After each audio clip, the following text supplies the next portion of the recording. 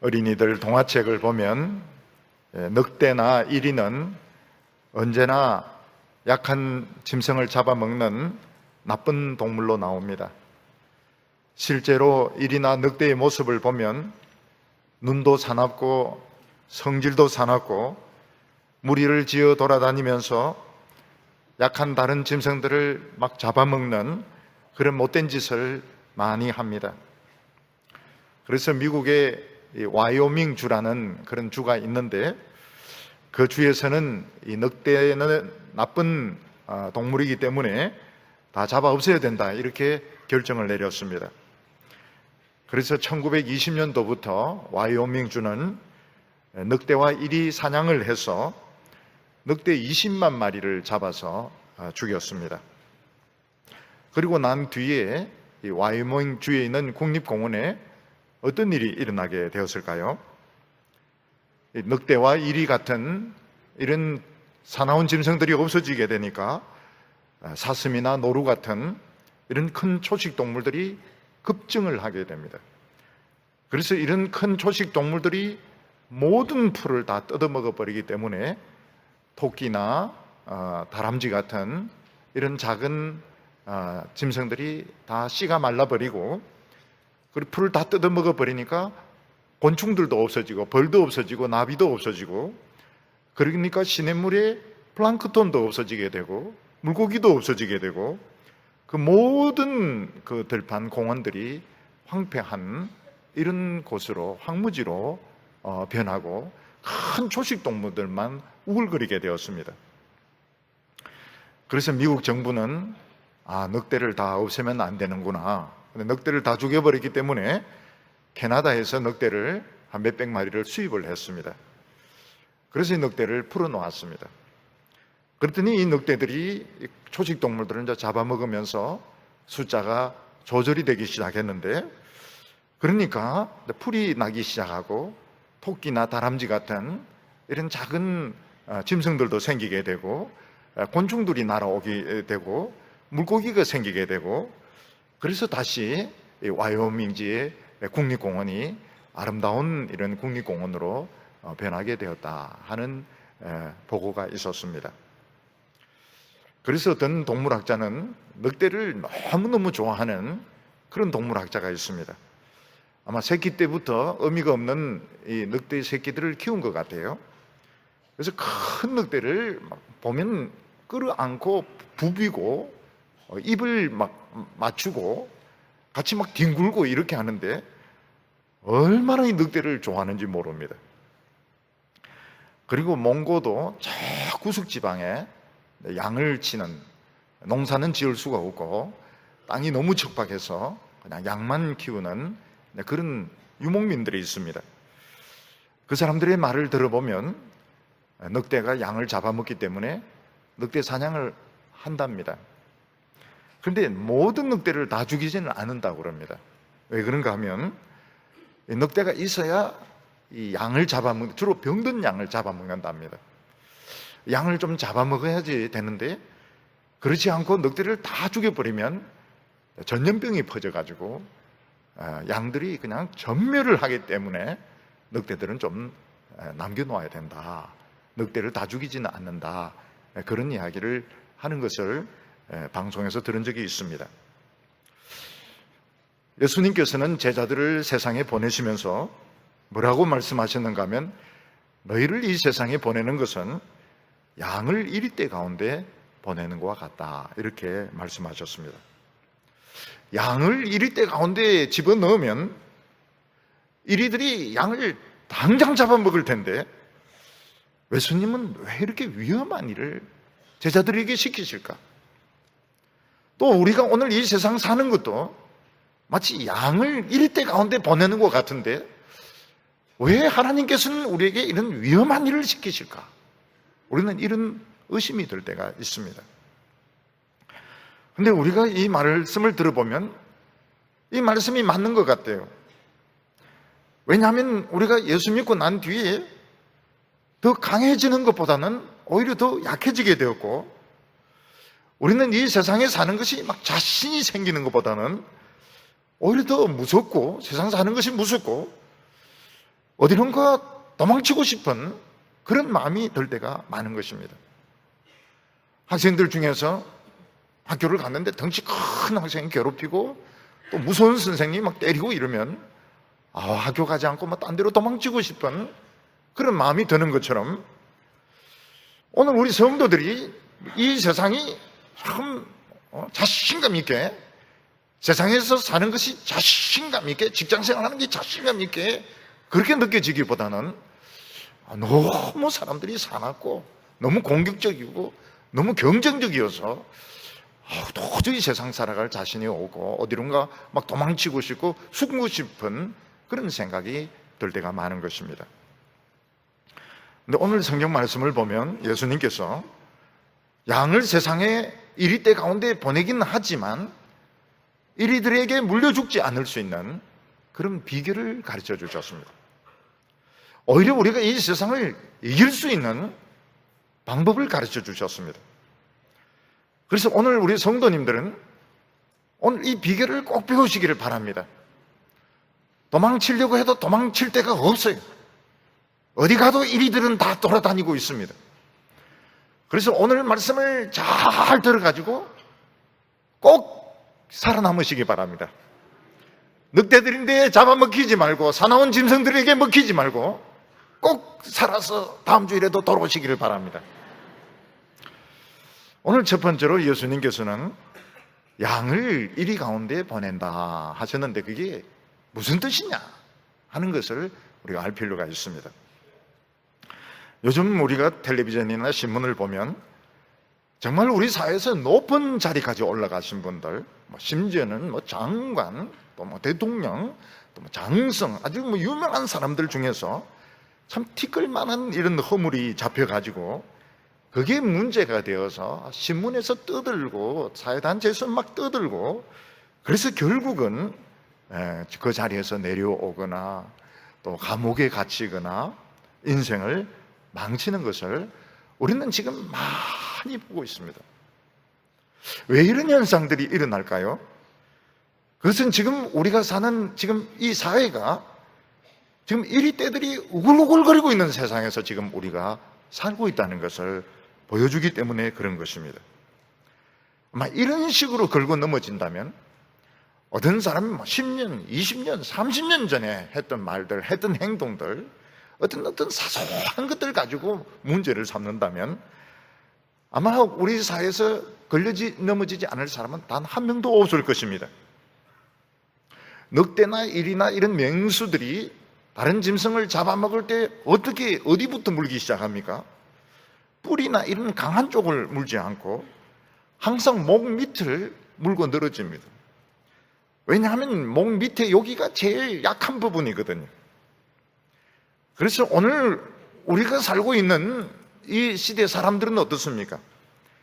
다른 사람들이 그 약점만 드러나기만 하면 그 약점을 그냥 이리떼들 같이 늑대들 같이 덤벼들어서 그걸 집요하게 물고 늘어지니까 결국 아무리 힘 있는 사람이라도 아무리 높은 자리에 있는 사람이라도 결국은 그 숨을 쉴 수가 없어서 쓰러져 가지고 결국 잡아먹히고 마는 것입니다.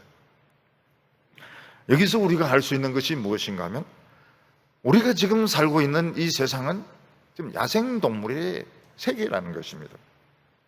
강한 짐승이 약한 짐승을 잡아먹는 지금 이런 세상에 우리가 살고 있고 약점이 나타나기만 하면 그 사람이 아무리 높은 사람이고 아무리 똑똑한 사람이고 아무리 훌륭한 일을 많이 한 사람이라 하더라도 약점이 나타나기만 하면 그냥 일제히 개떼같이 들개떼같이 덤벼들어서 물고 늘어져서 결국 그 사람을 쓰러뜨리고 잡아먹는 이런 세상에 우리가 살고 있다는 것을 인식할 필요가 있습니다.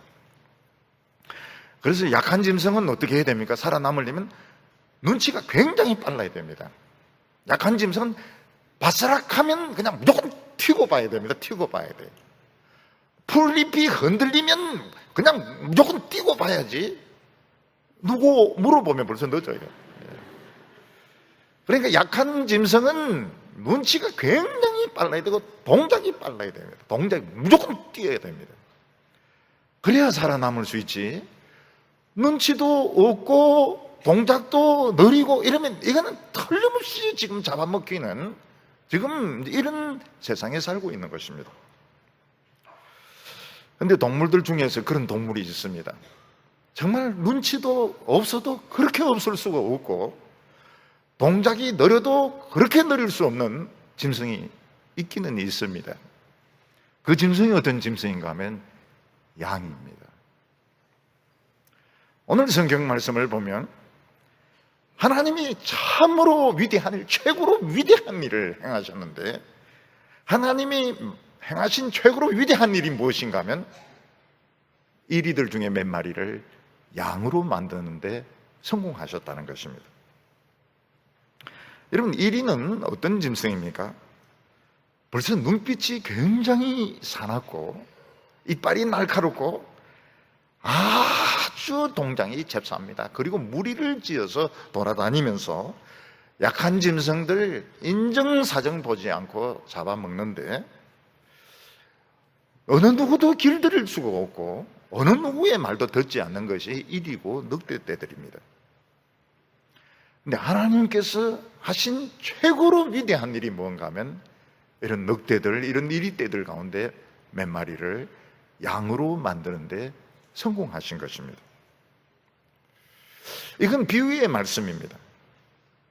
무슨 비유의 말씀인가 하면 우리가 하나님을 모를 때, 예수님을 모를 때는 우리는 야생동물의 본성이 아주 강한 사람들이었습니다. 그래서 우리는 우리 자신의 인생을 스스로 개척을 해야만 했고 누군가 나를 공격하면 맞붙어서 싸우는 남자나 여자나 어른이나 어린이나 맞붙어서 싸우는 이런 본성을 우리는 가지고 있었던 것입니다. 그래서 어린아이들도 보면 싸울 때 약한 아이들도 싸울 때 보면 힘으로 딸리면 이빨을 씁니다. 여자애들은 안 되면 손톱을 남깁니다. 손톱을 그냥 쓰면은 이건 참 큰일 나죠. 손톱을 씁니다. 우리는 하나님의 말씀 같은 거는 믿지도 안 하고 그냥 우리 스스로 자신의 운명을 개척할 수밖에 없었습니다. 그래서 인간들은 무리지어 다니면서 거기서 대표를 뽑고 서열을 정하고 각자 알아서 사냥을 해서 자기가에게 맞는 부위를 뜯어먹으면서 살아왔던 것입니다. 이 세상의 법칙은 어떤 법칙입니까? 강한 자가 약한 자를 잡아먹는 법칙이고 약한 자는 눈치가 빨라야 되고 동작이 빨라야 살아남을 수 있는 그런 법칙이 지배하는 세상에 살아왔던 것입니다. 그런데 어느 날 예수님이 이 세상에 오셨습니다. 어느 날 복음 전하는 사람들이 우리에게 찾아왔습니다.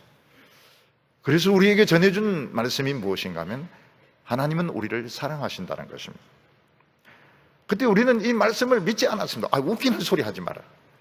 하나님이 무슨 할 일이 없다고 우리를 사랑하느냐고. 웃기는 소리 하지 말라고. 그래서 유대인들은 예수님을 조롱하고 업신여겼으며 나중에는 십자가에 못 박아 죽이는 일까지 했습니다. 웃기는 소리 하지 마라. 무슨 하나님이 우리를 사랑하느냐. 우리가 내 자신의 힘을 믿어야지. 내가 내 스스로 살아남아야지.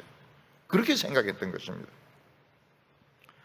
그러다가 어느 날 우리가 병에 걸리게 되고 또 어느 날 경제적인 어려움에 빠지게 되고 나라가 망해서 앞으로 살아갈 길이 없어지게 되고 그때 인간의 말은 하나도 위로가 되지 않습니다. 무슨 철학이나 무슨 인간의 말은 전부 공론입니다. 전부 엉터리 말입니다. 그때 마음속 깊은 곳에 와닿는 말씀이 뭔가 하면 하나님의 말씀입니다. 하나님이 우리를 사랑하셔서 독생자를 주셨다는 그 말씀이 우리 마음에 찾아와서 돌같이 굳은 마음, 그 맹수같이 사나운 마음을 녹이기 시작했던 것입니다. 그래서 하나님의 말씀을 듣고 그 말씀이 믿어지게 될 때 우리에게 놀라운 변화가 생기게 됩니다. 어떤 변화가 생기게 되는가 하면 그 늑대의 굉장히 사나운 눈이 변해서 양의 눈으로 변하게 됩니다. 그리고 늑대가 가지고 있는 이 육류를 이런 산짐승을 뜯어먹는 그 날카로운 이빨이 변해서 풀을 씹는 그런 부드러운 이빨로 변하게 되었습니다. 그리고 어느 누구 말도 믿지 않고 그냥 자기 멋대로 미쳐서 날뛰는 그 사나운 본성이 없어지면서 목자를 믿고 목자를 따라가는 그런 부드러운 그런 양의 본성으로 우리가 변하게 된 것입니다. 그런데 이것으로 끝난 게 아닙니다. 우리가 이리로 있다가 양으로 변한 것만 해도 억울한데 하나님은 어떻게 하십니까? 이 양들을 다시 이리떼 가운데로 보내신 것입니다. 하나님은 우리를 세상으로 보내시고 이리떼 가운데로 도로 보내셨습니다. 양을 이리 가운데에 집어넣으면 그냥 보자마자 다 잡아먹어 버릴 텐데 왜 예수님은 이런 위험한 일을 하시고 하나님은 왜 이래 위험한 일을 우리에게 시키시는 걸까요? 그거는 잘 모르겠지만 우리가 이 세상에 사는 것이 무서워진 것은 틀림이 없습니다. 우리가 예수 믿고 난 뒤에 이 세상에 살아보면 어떻습니까? 세상 사람들은 너무 사납고 너무나도 공격적이고 남의 약점을 막 자꾸 물고 늘어지고 너무너무 경쟁적이기 때문에 정말 이 세상에 살 자신이 없는 겁니다. 우리 청년들 보면은 세상에 살 자신이 없어요. 너무너무 직장 생활 하기도 어렵고 돈 벌기도 어렵고 아르바이트 하기도 어려워서 세상에 살 자신이 없어요. 어른들도 그렇습니다. 학생들도 그렇습니다. 학생들도 좋은 대학도 들어가는 게 너무너무 어렵고 자신이 없어요. 근데 그게 이상한 것이 아닙니다. 왜냐하면 하나님이 우리를 그렇게 만드셨습니다. 하나님이 우리를 그렇게 약하게 만드셨습니다.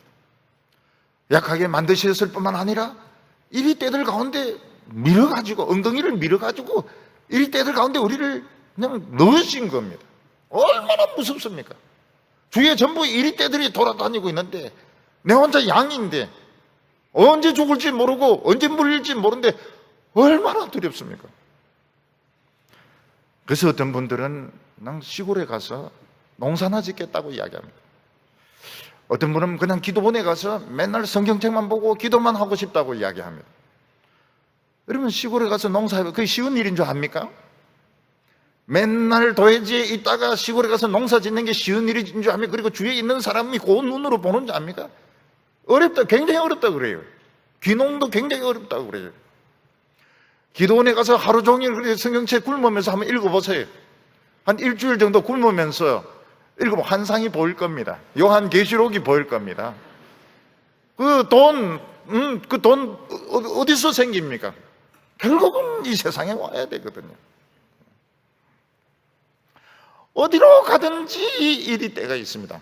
어디로 학교에 가도 있고, 사업을 해도 이리떼는 있고, 직장에 가도 이리떼는 있고, 어디 가도 이리떼는 다 있습니다. 그러니까 둘 중에 하나입니다. 둘 중에 하나. 계속 도망 다니든지 아니면 기도해가지고 이 이리떼를 물리칠 수 있는 어떤 능력을 받든지 둘 중에 하나는 결국 결판을 내야 되는 것입니다. 왜 하나님께서는 우리를 양으로 만드신 것만 해도 참 너무너무 억울한데 우리 이리떼가 좋았고 늑대떼가 좋았는데 표범이 좋았는데 왜 하나님께서는 우리를 양으로 만드셨고 또 양을 이리떼 가운데 도로 보내셨을까요? 그것은 하나님이 이리를 사랑하시기 때문입니다. 하나님이 늑대를 사랑하시기 때문입니다. 우리도 옛날에는 다 늑대들이었습니다. 우리도 옛날에는 이리떼였습니다. 그런데 어떻게 된 판인지 모르겠지만 하나님 말씀 듣고 은혜 받아서 변했습니다. 양으로 변했습니다. 하나님은 이리였다가 양이 된 이 양들을 도로 이리떼 가운데 보내셔서 뭐라고 말씀하게 하십니까? 하나님은 이리를 사랑하셔. 하나님은 늑대를 사랑하셔. 예수님은 뭐라고 말씀하세요? 온 천하보다 귀한 것이 한 영혼이라고 말씀을 하셨습니다. 우리가 세상에서 아무리 쫓기고 물리고 위협을 당하고 어려움을 당한다 하더라도 늑대 한 마리, 이리 한 마리만 변화시킬 수 있어도 이건 대성공이라고 말씀을 하고 있습니다. 하나님의 백성들이 제일 위험한 것이 뭔가 하면 이리로 있다가 은혜 받고 양으로 변했습니다. 근데 세상에 가보니까 세상이 만만치가 않아서 이리로 도로 변해버린 겁니다. 가서 어르렁거리고 물고 뜯고 싸우고 이러면 어떻게 됩니까? 이거는 양이 아닙니다. 이거는 양 가죽을 뒤집어 쓴 일이지 이건 양이 아닌 것입니다. 어떤 분은 예배 드릴 때는 양인 것 같아요. 주차장에 가면 양이 아닙니다. 막 신경질 내면서 막 차 빨리 빼려고 막 이렇게 하고, 예배 드릴 때는 양인 것 같은데 회의할 때는 이 양이 아니에요. 그러면 실패입니다. 실패. 양은 한 번 양이면 계속 양이어야 됩니다. 양은 한 번 양이면 계속 양이어야지, 양이었다가 회사 갔을 때는 이리로 변하고 또 주일날 와가지고는 순한 양으로 변하고, 그러면은 이거는 양이 아니에요. 이거는 양 가죽을 뒤집어 쓴 일인 거지, 양은 계속 양이어야 되는 것입니다. 그래서 우리가 이 세상에서 남하고 붙어가지고 싸워서 이기지 못해도 양으로 남아있으면 성공인 겁니다. 엉덩이 몇 번 물리고 등 꼬집히고 이래도 양으로 살아있으면 이건 성공인 것입니다. 오늘 우리들은 이 이리떼들이 우울거리는 이 세상에서 오늘 지금 살아있습니다. 기적입니다. 기적. 대단한 겁니다. 대단한 거예요.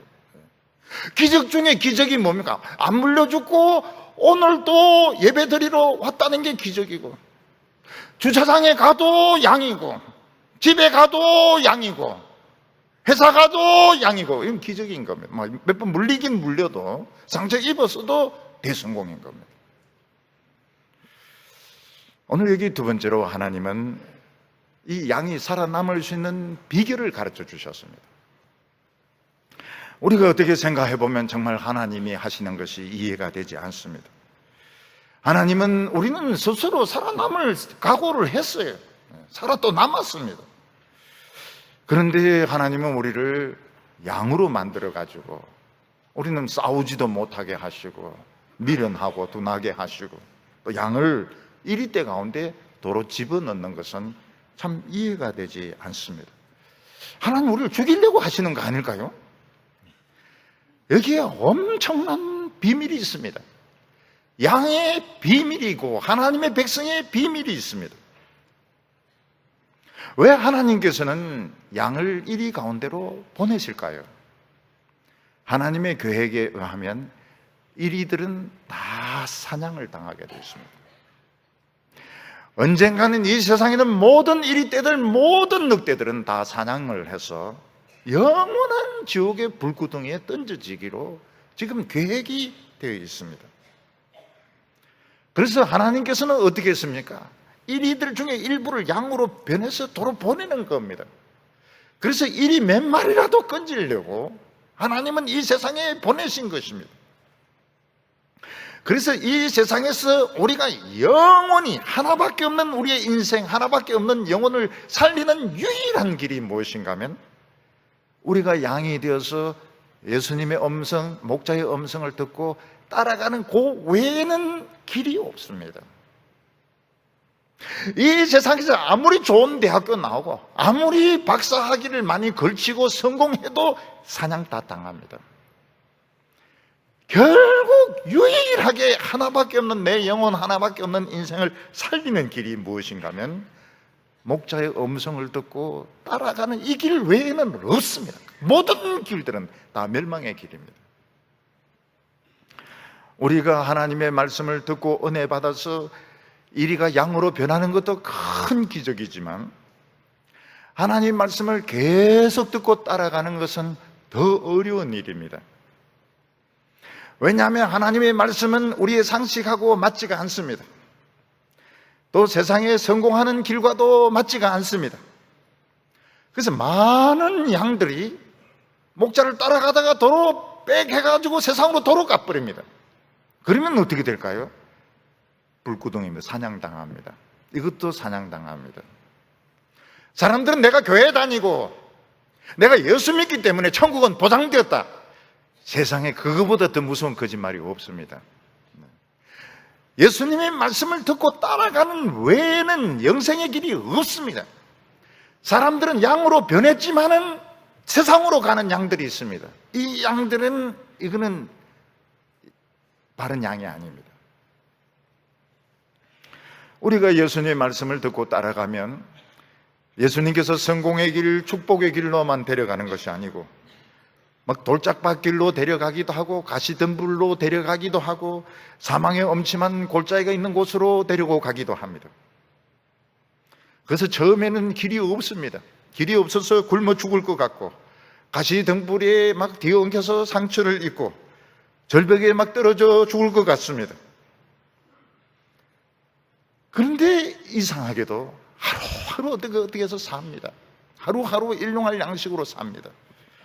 근데 자세히 보니까 어떻습니까? 길이 없는 것 같은데 희미한 좁은 길이 있는 겁니다. 수백 년 전, 수천 년 전 믿음의 사람들, 아브라함이 걸었고 모세가 걸었고 예수님이 걸었던 그 좁은 길, 아주 그 희미한 길이 있는 겁니다.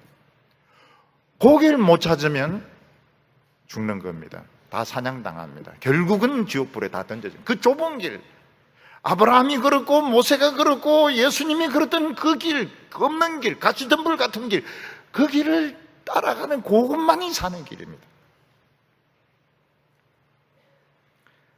예수님께서는 우리를 이 좁은 길로 인도하시면서 이리들에게 막 물리게 하십니다.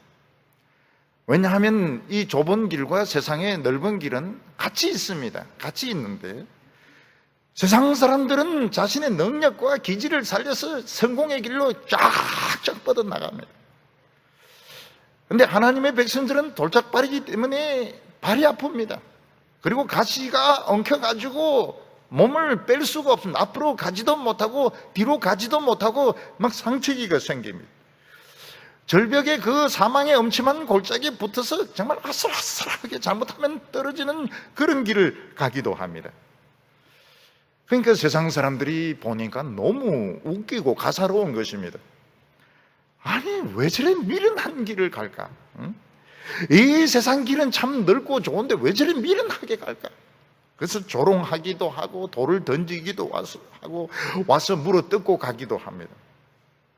그런데 성질이 난다고 해서 그냥 그 사람들하고 붙어서 싸우거나 따라가면 어떻게 됩니까? 그러면은 결국은 생명의 길을 놓치게 되는 것입니다. 예수님께서는 이 양들에게 물려 죽지 않고 능력 있게 사는 비결을 가르쳐 주셨습니다. 그게 무엇인가 하면 너희는 뱀같이 지혜롭고 비둘기같이 순결하라 이렇게 하신 말씀입니다. 이게 비밀입니다.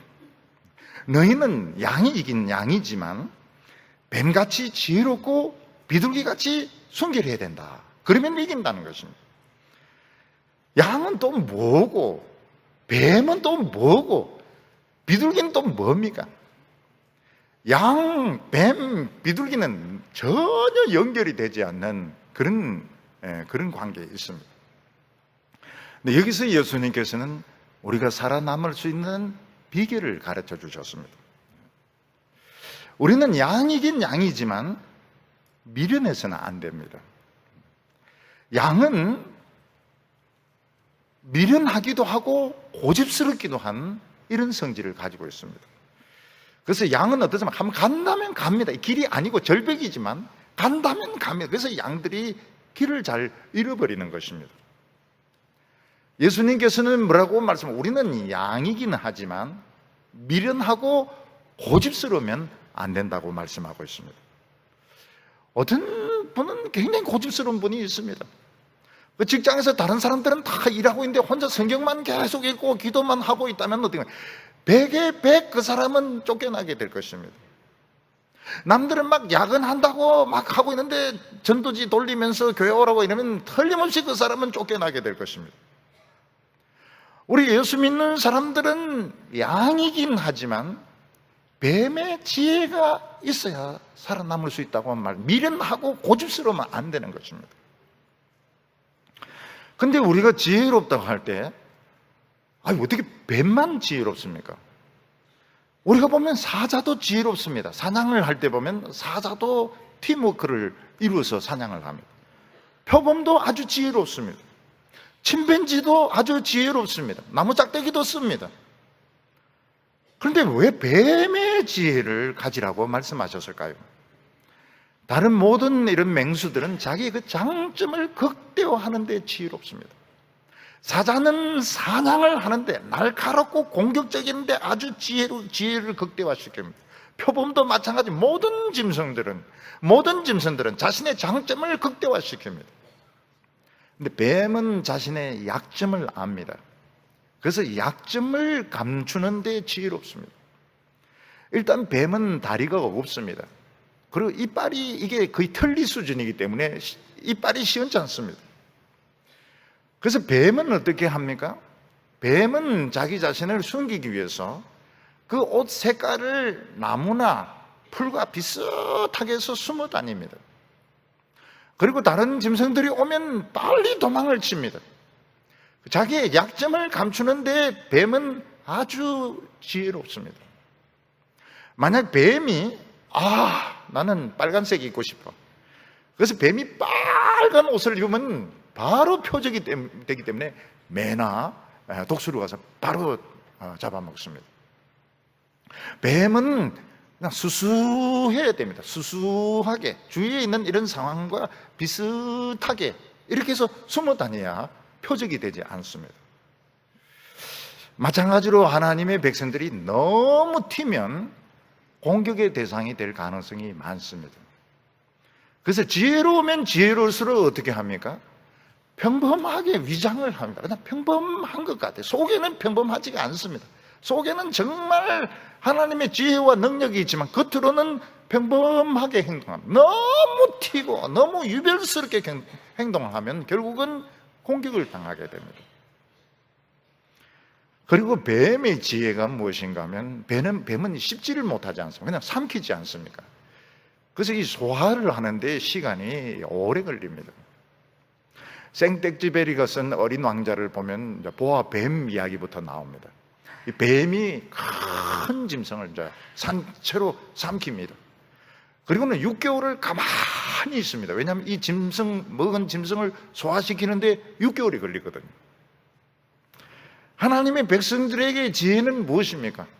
하나님의 말씀을 집어넣고 난 뒤에는 이걸 이제 소화를 해야 되는 겁니다. 하나님 말씀을 소화하는데 시간이 엄청 걸립니다. 5년도 걸리고 10년도 걸리고 20년도 걸리는 것입니다. 여러분 수학자들 보면요, 수학 공식 하나 푸는데 평생을 쓰는 사람이 있습니다. 페르마의 정리, 그게 뭔지는 전 모르겠어요.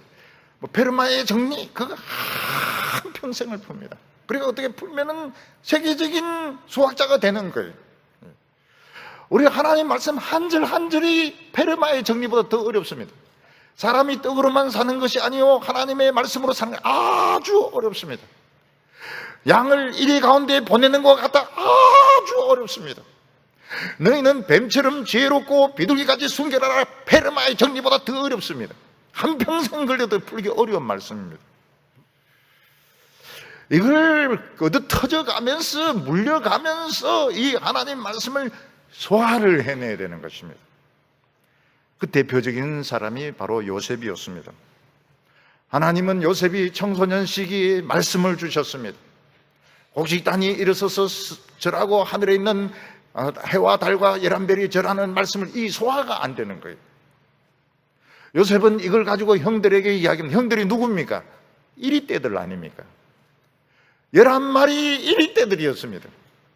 그래서 요셉을 잡아먹으려고 죽이려고 막 하는데 결국 안 되니까 그 구덩이에 집어 던지고, 그리고 자기 그 동생을 종으로 노예로 팔아버립니다. 그 어린 나이에 올여름이 얼마나 더웠습니까? 이거보다 훨씬 더 더운 날씨에 맨발로 쇠사슬에 묶여서 그 가나안 땅에서 애굽으로 맨발로 끌려갑니다. 애굽에 가서 거기 있는 사람들, 주인 그 있는 사람들 다 이리떼들 아닙니까? 그 이리떼들 가운데서 이 하나님의 말씀을 못 풀어가. 하나님의 말씀은 소화가 안 되죠. 주위에 있는 일대들은 물르고 덤벼들지요. 고생을 엄청나게 합니다. 그리고 그 여주인을 만나게 되는데, 여주인은 또 뭡니까? 그 암놈 일이 아닙니까? 그 암놈이라니, 그러니까 그 암일인데 걸려가지고 물어 뜯깁니다. 물어 뜯기고 그냥 감옥에 들어가가지고, 그리고 그 감옥에서 청춘을 썩습니다. 근데 거기서 하나님의 말씀을 소화를 합니다. 풀어버립니다. 페르마의 정리 같은 어려운 하나님의 말씀을 풀어버립니다. 그리고 요셉은 미래를 보기 시작합니다. 바로 왕이 꾼 꿈을 어떻게 풉니까? 바로 풀어버립니다. 이 소화가, 하나님의 말씀이 소화가 되어버리니까 그 앞으로 올 흉년은, 앞으로 올 풍년은, 이거는 속이는 겁니다. 이거는 진짜가 아니에요. 진짜 무서운 거는 7년 흉년이라는 걸 찾아냅니다. 그냥 흉년이 오는 거다. 풍년이 오고 흉년이 오는 게 더 무서운 겁니다. 이거를 풀어버립니다. 그리고 수십만 명 이상을 살려냅니다. 이게 뭡니까? 뱀의 지혜였던 겁니다. 하나님의 말씀을 속에 넣고 이게 소화가 안 돼가지고 이리 때들인데 물리고 이리 때들인데 쫓기면서 나중에는 그 암놈 일인데 물려가지고 감옥까지 들어가면서 풀어버린 거예요. 이스라엘 백성들은 광야에서 돌아다니면서 하나님의 말씀을 듣습니다. 출애굽기, 신명기, 민수기 소화가 됩니까? 소화가 안 되죠. 그 하나님 말씀을 소화하는데 무려 40년이 걸립니다. 40년. 이스라엘 백성들이 돌아다닌 그 코스를 그려보면 진짜 뱀이 돌아다닌 것처럼 그런 코스고, 얼마나 고생을 하는지 모릅니다. 아말렉 족속의 공격을 당하고 불뱀의 공격을 당하고, 그들은 40년간 돌아다니면서 이걸 풀어버립니다. 그리고 이스라엘 백성들이 요단강을 건너는데 요단강을 벽돌처럼 쌌습니다. 얼마나 하나님의 말씀이 희한한지 강을 벽돌처럼 쌓아 올리고 맨 땅을 건넙니다. 난공불락의 성 여리고성을 손도 대지도 않고 돌기만 하는데 무너집니다. 기브온 족속에게 사기를 당합니다. 그런데 태양과 달이 멈추는 기적을 행합니다. 이게 뱀의 지혜입니다. 하나님의 말씀을 소화한 뱀의 지혜인 것입니다. 오늘 우리 크리스찬들 중에 보면 똑똑한 사람들 막 세상 지식 그것도 소화 안 되고 성경도 소화 안 되고 막 갖다 붙여가지고 떠들어댑니다. 그럼 그렇게 해가지고는 세상을 이길 수가 없어요. 그렇게 세상이 만만하지가 않습니다. 세상에서 주워 들은 거 가지고 떠들고, 세상에서 주워 가지고 떠들고, 성경에서 대충 한두 마디 가지고 떠들고 섞어서 그래 가지고는 이길 수가 없습니다. 미래를 내다볼 수가 없어요. 세상의 이리들은 똑똑합니다. 날카롭습니다. 공격적입니다. 그러나 내일 일을 모릅니다. 미래를 볼 수가 없습니다. 양이 뱀으로 변하면서, 양이 뱀으로 변하면서 미래를 봅니다. 물을 벽돌처럼 쌌습니다. 여리고성을 무너뜨립니다. 굉장히 놀라운 능력을 가지게 되는 겁니다. 이 방법 외에는 양이 이리로 돌아갈 수밖에 없습니다. 이 세상에서 살아남으면 맞붙어서 싸우고 물고 뜯고, 교회 오면 양인 척하고 세상에 나가면 이리가 되고 그런 수밖에 없는 거예요. 그러면 그건 실패입니다. 예수님께서 그렇지만 단 비둘기같이 순결해야 된다고 말씀하고 있습니다.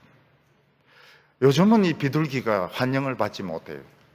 그래서 아파트에서도 비둘기 먹이를 주지 마세요 막 그러면서 비둘기를 굉장히 싫어합니다. 이렇든 저렇든 비둘기는 썩은 고기는 안 먹습니다. 지금 비둘기가 너무 많든 적든 아파트에 피해를 주든 어떻든 간에 비둘기는 곡식만 먹지 썩은 고기는 안 먹습니다. 만약 비둘기가 썩은 고기를 먹을 때는 비둘기가 아닙니다. 이거는 까마귀입니다. 흰 칠을 한 까마귀입니다. 돌연변이를 일으킨 까마귀입니다. 이거는 비둘기가 아니에요. 하나님의 백성들이 이 세상에서 죄를 지으면 안 됩니다. 아무리 뱀이 되어서 고생을 하고 욕을 얻어먹고 물어뜯겨도 죄를 지으면 안 됩니다. 죄를 지으면 이리들이 귀신같이 냄새를 맡습니다. 이 쿰쿰한 냄새, 이거 우리 엄청 좋아하는 냄새인데, 여러분, 오늘 이 세상 사람들 보면 다른 사람들의 그 죄 냄새를 맡는데, 그 다른 사람들의 허물을 찾아내는데 천재입니다, 천재. 왜냐하면 그 냄새를 알거든요. 그 냄새를 맡거든요. 하나님의 백성들이 썩은 고기만 안 먹으면 이리 떼들이 옆에 있어도 물지 못합니다. 왜냐하면 냄새가 달라요. 냄새가 자기들이 좋아하는 냄새가 아닙니다.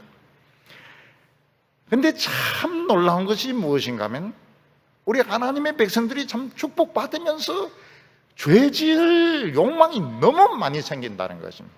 우리 죄 안 지을 수 있느냐? 없습니다. 우리도 썩은 걸 좋아해요.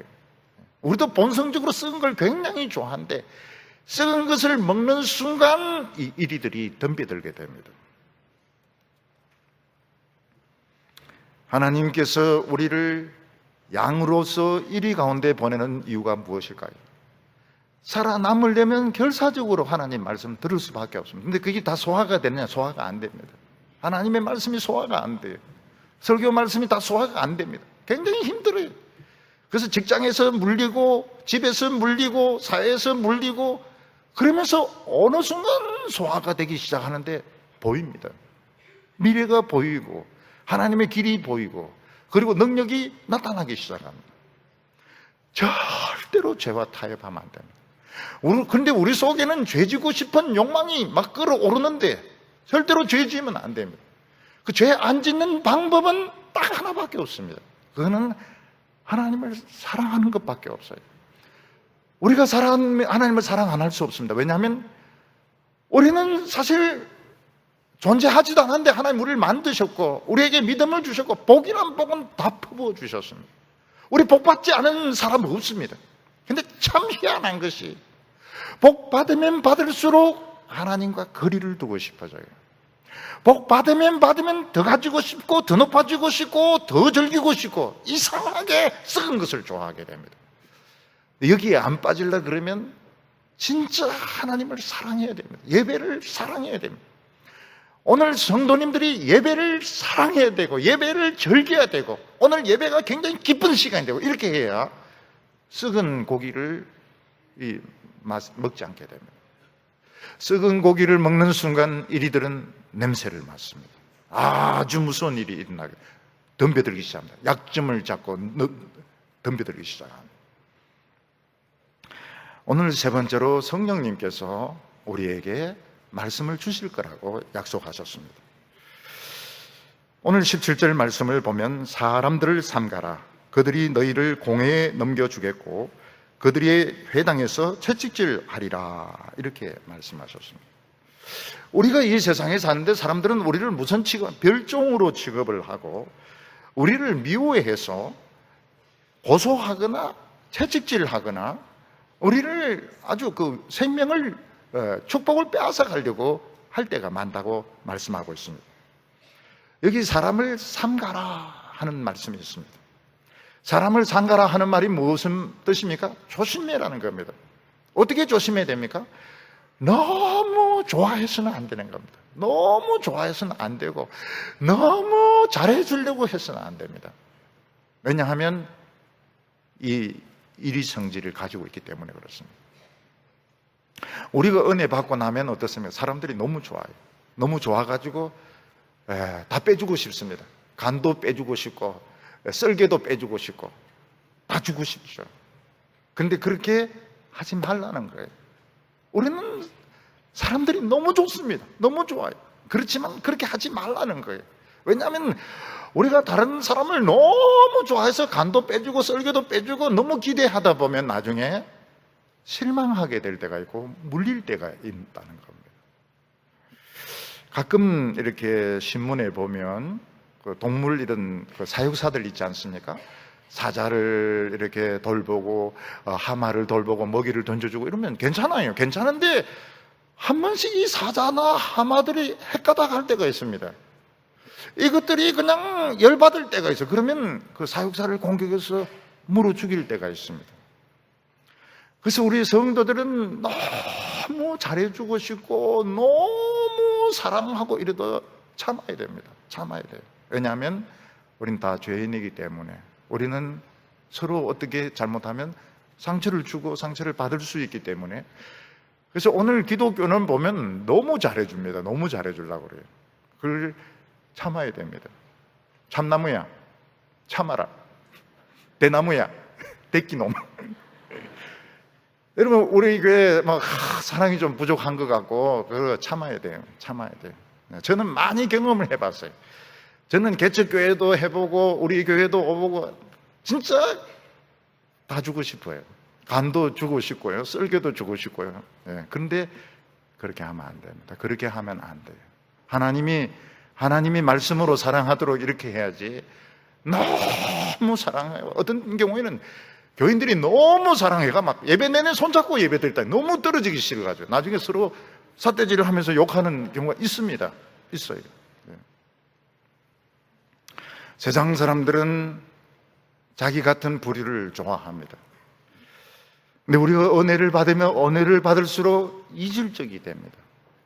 인간적일 때는 참 좋은데 은혜 받으면 은혜 받을수록 이질적이 됩니다.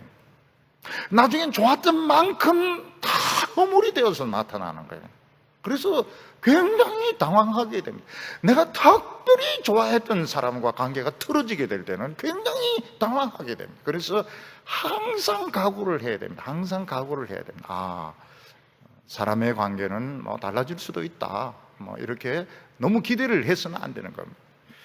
여기 보면 공회나 회당에서 너희들을 고소할 것이고 채찍질을 할 거라고 했습니다.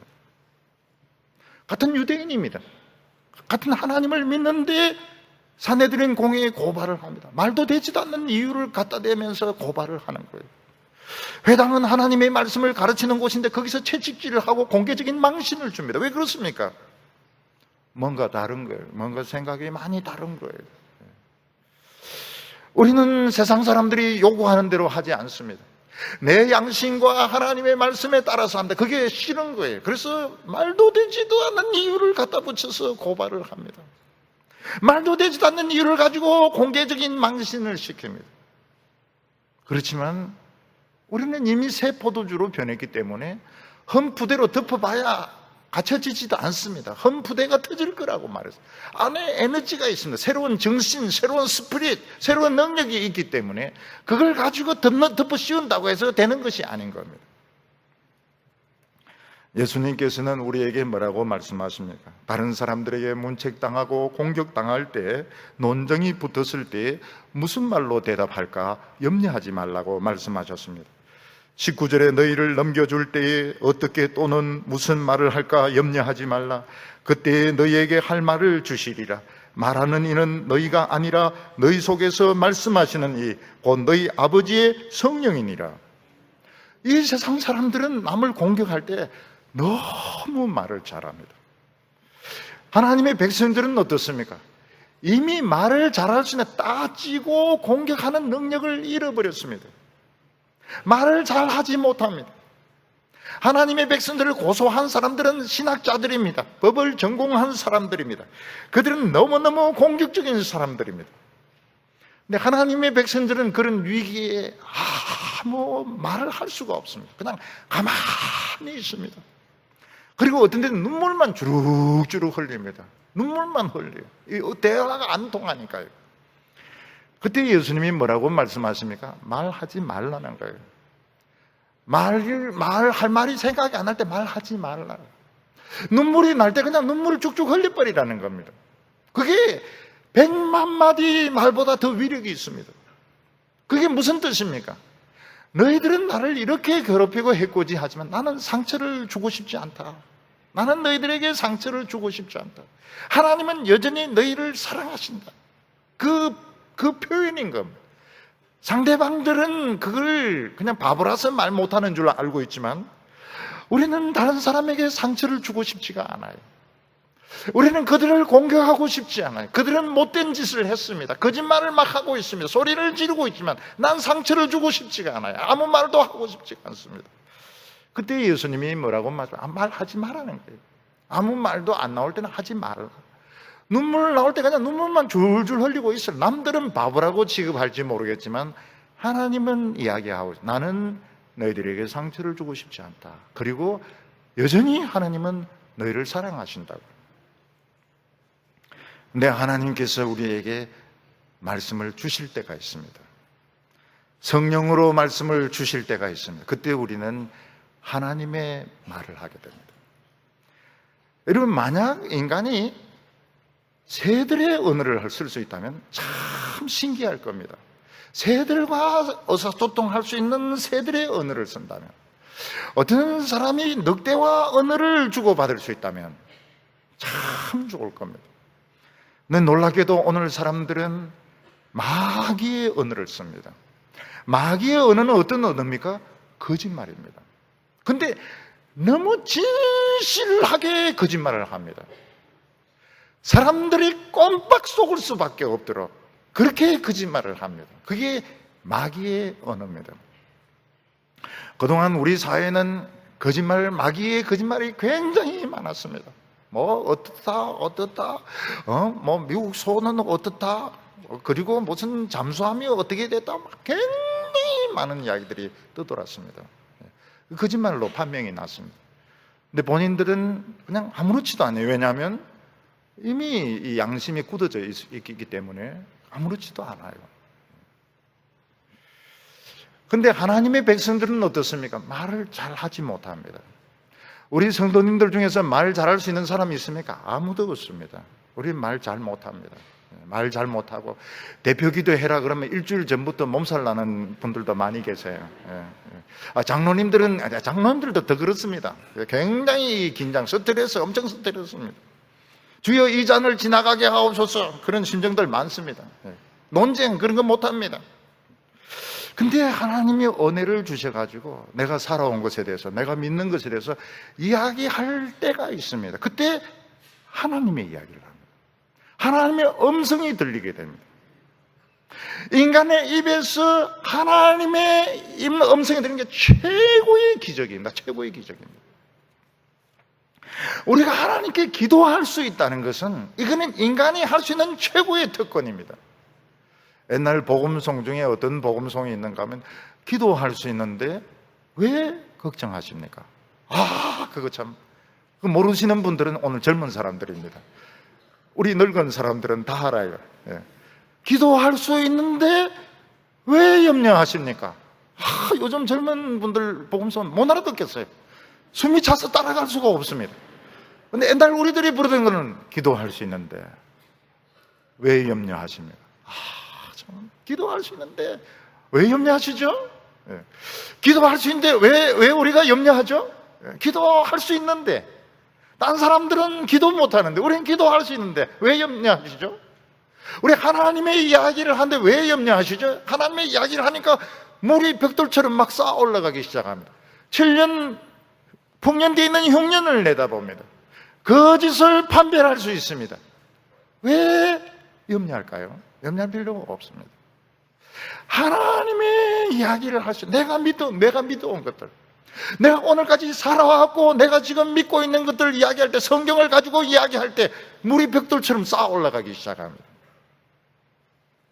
예수님은 제자들이 너희들이 이스라엘 온 동네를 돌아다니기 전에 예수님이 인자가 올 거라고 말했습니다. 많은 사람들은 이걸 재림으로 생각을 했는데 재림이 아니었습니다. 예수님이 부활하신 몸으로 오셨습니다. 부활하신 것입니다. 그리고 성령을 주셨습니다. 성령으로 알곡과 쭉정이를 구별을 하셨습니다. 이 당시 오순절이 되면 성전에서 200만 명이 제사를 드렸습니다. 그런데 200만 명에게 성령이 오지 않았습니다. 쭉정이였습니다. 120명이 다락방에서 모여서 기도합니다. 거기에 성령이 왔습니다. 이들이 알곡이었습니다. 그리고 전쟁이 터집니다. 싸울 필요가 없는 전쟁을 합니다. 그리고 110만 명이 죽고 20만 명이 로마로 끌려가게 됩니다. 축정이니까요. 오늘도 지금 예수님은 성령을 보내셔서 알곡과 쭉정이를 구별하고 계십니다. 오늘 지금 이 시대는 쭉정이가 알곡이 될 수 있습니다. 얼마든지 알곡이 될 수 있습니다. 하나님의 말씀을 듣고 믿기만 하면 알곡으로 변합니다. 결국 양이 되지 못하고 늑대로 남은 사람들은 사냥을 당합니다. 그 냄새, 그 악취 때문에 영원히 유황불에 태우게 됩니다. 양으로 변했는데 이 좁은 길을 따라가지 못하면 어떻게 됩니까? 똑같습니다. 사실은 더 억울합니다. 지옥도 이리들이 그래도 설치지, 양으로 지옥에 가면 억울해요. 양 타는 냄새만 나고 억울합니다. 성도님들, 오늘 우리들은 양이지만 고집스러우면 안 됩니다. 그리고 미련하면 안 됩니다. 하나님의 말씀을 담고 어떻게 하든 소화를 하셔야 됩니다. 우리가 부족하고 연약해도 하나님의 말씀이 소화되면서 미래를 보게 될 것입니다. 이리들을 이길 수 있는 기적을 일으키게 될 것입니다. 절대로 썩은 고기 먹으면 안 됩니다. 서로에게 이야기하십니다. 여름에 썩은 음식 먹지 말라고 이야기하시기 바랍니다. 썩은 음식 먹으면 안 되고 썩은 고기 먹으면 안 됩니다. 그러면 이리들이 알고 덤벼들게 됩니다. 사랑하는 성도님들, 양으로 끝까지 남으시고 꼭 살아남으시고 다음 주에도 살아남으시고 그 다음 주에도 살아남으시고 끝까지 살아남는 성도님들 다 되시기를 바랍니다. 기도드리겠습니다. 자비로우신 하나님 아버지, 이리와 같고 늑대와 같은 저희들을 양으로 만들어 주셔서 감사합니다. 하나님을 사랑합니다. 우리를 존재하게 하셨고 예수 믿게 하시고 복이란 복은 다 부어주셔서 감사합니다. 그러나 저희들의 마음속에는 더 세상 욕심이 있습니다. 썩은 고기를 먹고 싶습니다. 주여 저희들의 욕심을 용서하여 주시기를 원합니다.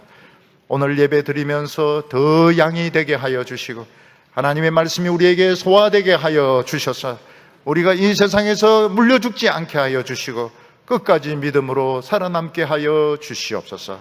예수님의 이름으로 기도하옵나이다.